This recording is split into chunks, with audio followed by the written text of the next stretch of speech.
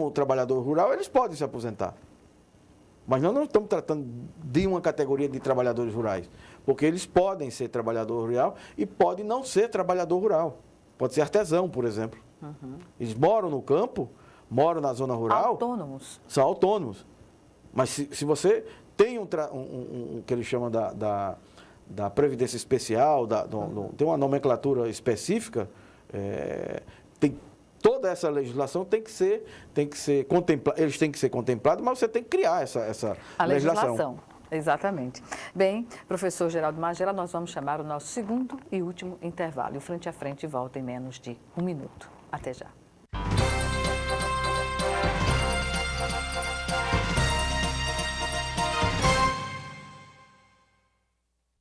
Estamos de volta para este último bloco do Frente a Frente, que recebe hoje o presidente do ITERAL, professor historiador Geraldo de Magela. Vamos falar agora, sobre o Comitê de Mediação de Conflitos Agrários. Qual é a relação desse comitê para transformar as ações para o desenvolvimento agrário aqui no Estado de uma forma que não se parta para o conflito? A gente observa que há uma paz colocada, não sei se momentânea, mas não existe mais um campo de guerra entre os conflitos que a gente já assistiu aqui em Alagoas. O que dizer? Há uma ação articulada, presidente, do Instituto, do INCRA, dos institutos e da estrutura de governo federal no âmbito do Estado e dos municípios para ajudar nesta tarefa? Primeiro, há uma evolução nessa coisa, né, nessa questão da mediação do conflito. Primeiro, com o próprio centro, o que hoje nós conhecemos como Centro de Gerenciamento de Crise. Ele começou com uma comissão de direitos humanos da polícia, foi criando um centro de gerenciamento de crise e depois virou o Centro de Polícia Comunitária e Direitos Humanos. Né? Essa é uma também pioneira no Brasil. Então, Alagoas não é só o que se vê na manchete de jornais com uma coisa negativa. Vanguarda, vanguarda nisso, né? Então, a evolução dessa comissão, desse centro, culminou com um provimento, o provimento número 11, que aí a gente tem que, sobretudo no meu caso como historiador, a gente tem que fazer justiça ao Tribunal de Justiça e, sobretudo, ao desembargador José Holanda Ferreira. Porque foi no período que ele exerceu a função de corregedor que o provimento foi elaborado e publicado, e até hoje esse provimento tem funcionado e tem sido o grande balizador da pacificação no campo, de não se ampliar o conflito. Então, esse provimento, o que é que diz o provimento? O provimento faz com que o Centro de Gerenciamento seja o único interlocutor na mediação do conflito e que se discuta a reintegração de posse, ou seja, a decisão judicial, da forma mais pacífica possível.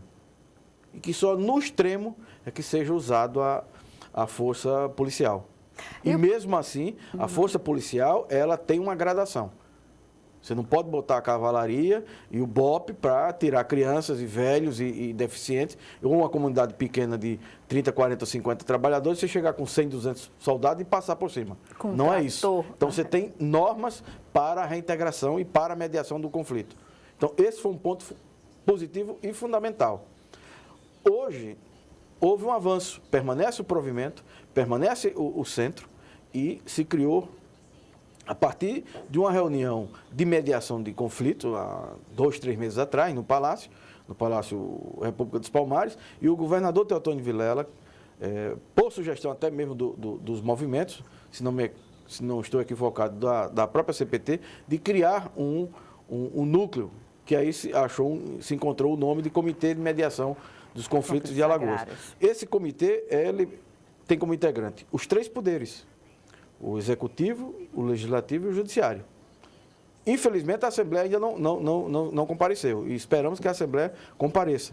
Mas está lá o Comando da Polícia, o Centro de Gerenciamento, Secretaria de Defesa Social, o INCRA, os 4 movimentos, o ITERAL, a Secretaria da Agricultura, a Federação da Agricultura do Estado de Alagoas, patronal, o Ministério Público e a Vara Agrária. Então, esse comitê tem tido um papel fundamental. Proativo, né? Proativo. Tanto é que o ouvidor nacional agrário, doutor Gessino, que é um desembargador do Acre, que cumpre um papel também fantástico nacionalmente, reconheceu publicamente que não há nenhum estado do Brasil, com que ele reúne em todos os estados, que o Tribunal de Justiça, o seu presidente, vá para uma reunião de mediação de conflitos, onde a discussão é o cumprimento das decisões judiciais, sem ferir as decisões judiciais. Então, essa é um passo de uma importância tão grande que a gente só vai ter essa dimensão. Hoje, quem vive tem essa dimensão, mas a análise desse processo será depois, pelos historiadores, para ver a importância disso.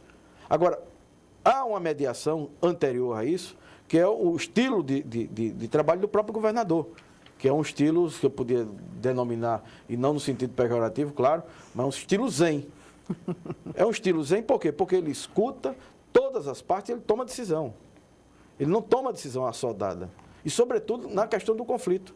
Porque quanto mais assodado você tomar decisão no âmbito do conflito, mais a possibilidade de errar e de ampliar o conflito. É verdade. Então, se é para negociar o conflito, bota todos os interlocutores que possam negociar aquele conflito específico. E isso comandado pelo governador. Pelo governador. Em todas essas reuniões, esses grupos de trabalho, que a gente já reúne desde o primeiro ou segundo mês do governo Teotônio Vilela, em 2007, tem crescido. Tanto é que ontem nós estávamos reunidos na secretaria, no Palácio, com a CPT, para discutir uma pauta da CPT. Isso é uma rotina. Isso não significa que os movimentos aderiram ao governo, nem que o governo é o paizão dos movimentos. Não é nada disso. É simplesmente uma relação republicana e civilizada de discutir os problemas. Respeitosa. Respeitosa, civilizada. Isso não significa que haja concordância em tudo. Muito pelo contrário, há muita discordância. E há muitas reivindicações. As reivindicações nem sempre são as atendidas, mas é dito porque não será atendida. Claramente. Então, essa forma é o mecanismo mais importante e mais engenhoso que eu conheço, que é o diálogo e franco numa mesa, com os principais interlocutores. Então, o comitê, ele tem essa característica. A participação do desembargador presidente do Tribunal de Justiça, doutor Sebastião Costa, é um homem que fala pouco, parece até que é chinês, aquele tipo, como se fosse zen também, budista, mas é de uma sagacidade na negociação impressionante. A participação do desembargador Tutimés também é uma participação importantíssima nisso, como foi a própria participação da desembargadora Nelma Padilha. Ela, inclusive, fez algumas críticas aos movimentos, a algumas atitudes passadas e presentes, e foi tratado isso com o maior respeito, com a maior serenidade. É evidente que você está diante do conflito, esse conflito que uma parte quer ganhar da outra.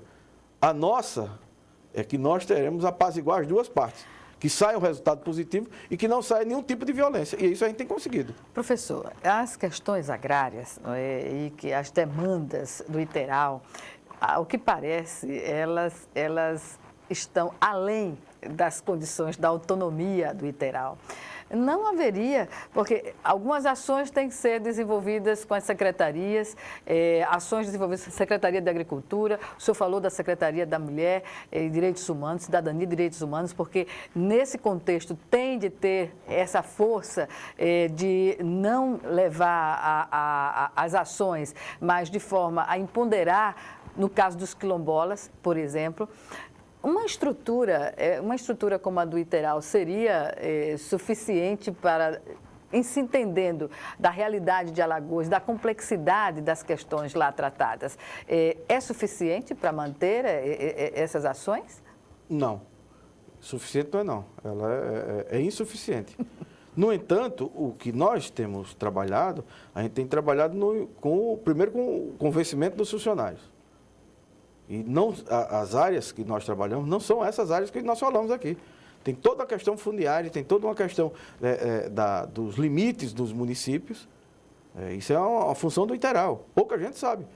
Isso é a função, a delimitação dos municípios. Quem interpreta as leis que criam os municípios somos nós. Na verdade, o Iteral assume atribuições de caráter até de uma secretaria de Estado, não é? Pode-se dizer assim? Pode-se dizer assim. Então, do ponto de vista numérico, nós estamos defasados há anos. Isso não é novidade. Agora, do ponto de vista da ação, do que tem sido colocado para o Iteral, nós temos feito. É evidente que muita coisa a gente não faz com a velocidade e do jeito que a gente quer, mas é com o necessário, com o possível. Nós trabalhamos sempre com o possível. O impossível, ninguém, não dá não. Isso aí a gente bota para Deus que ele resolve questões impossíveis. Mas tem até um santo que resolve questões impossíveis. Não, São Judas Tadeu. Mas lá a gente só trabalha com o possível. O impossível a gente tenta tratar para o campo do possível. E o campo do possível é de acordo com o orçamento que nós temos. Agora, uma coisa eu quero deixar bem claro para os alagoanos. Em toda a história do Iteral, o Iteral deve ter captado em torno de não mais do que 2 milhões de reais de convênios em toda a história. De janeiro de 2007 até agora, dia 21 de julho de 2011, nós captamos 5 milhões de reais do governo federal. Então, mais do que dobramos. Isso nós nunca divulgamos, isso não é peça de outdoor, isso não é peça de publicidade, de coisa nenhuma. Isso é coisa concreta. E até do ponto de vista da relação pessoal, tem muitos dos meus colegas de governo que eles dizem que eu sou poeta, filósofo, essa coisa de historiador, tratando isso. Não, você tem coisa concreta. Quando nós estamos falando de 5 milhões, estou falando de coisa concreta. Eu estou falando que é mais do que o dobro em toda a história de um órgão. Isso em 4 anos e 7 meses. E na relação, na nossa realidade, né, um estado onde há uma concentração de terras e a necessidade de mais espaços para os trabalhadores do campo, que chegam à cidade, que chegam às praças públicas, enfim, essa complexidade. Ainda há condições de se conviver dentro da paz instalada, como o senhor colocou agora há pouco. Há como resolver esses conflitos agrários, criado o comitê, enfim, a sociedade e os órgãos do governo, junto com os trabalhadores, essa passividade, essa condição vai ser a mola propulsora daqui para frente? Eu acho que sim. Isso é um caminho sem retorno. Agora, evitar o conflito, você não evita o conflito, porque você tem demandas sociais que de alguma maneira, ela vai desembocar num determinado conflito. Agora, o Estado não pode ser a instituição que vai resolver o conflito com violência. O conflito você vai ter que resolver com diálogo e com recurso, com políticas. O que é que Alagoas e o Brasil tá pensando para 2017? 2017 vai ser proibido as queimadas de cana-de-açúcar no Brasil inteiro. Então, nós estamos tratando aí de milhares e milhares de trabalhadores que não vão ter postos de trabalho, mesmo sazonais do período da safra. Aumentando o êxodo rural. Vai aumentar. Você vai ter aí esse banco de desempregados incrivelmente grande. Em Alagoas, nós já discutimos essa questão nesse comitê. Para refletirmos o que é que nós vamos trabalhar para 2017. 2017, Teotônio Vilela não é mais governador de Alagoas.